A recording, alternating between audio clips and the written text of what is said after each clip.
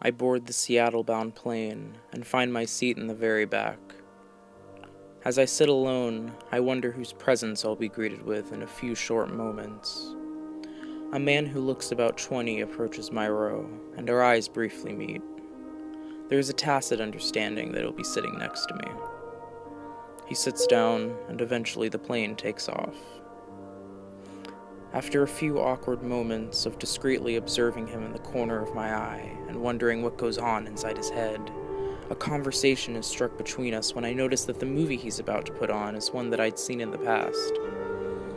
We jump from topic to topic as we snack on our complimentary pretzels. I feel a strong connection forming almost immediately. He tells me that he's a student at UW-Tacoma, and I tell him I'm planning on attending one of their campuses once I finish up running start at Pierce. We begin to talk about our hopes and dreams. He tells me he's working on becoming a social worker, and we go on and on about how much we both enjoy helping others. Suddenly, we are silenced when we hear gunshots towards the front of the plane. The lights go out, and then there is silence. Footsteps near us, and I can feel tears forming in my eyes. I feel the tip of the gun on the side of my head.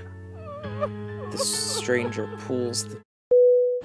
Like to request our flight attendants be seated at this time. We're landing in about 1 minute. My thoughts are interrupted by the sound of the pilot over the loudspeaker.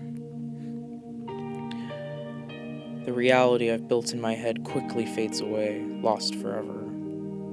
As I sit in my seat waiting to get off the plane, I ask myself, why couldn't I start a simple conversation?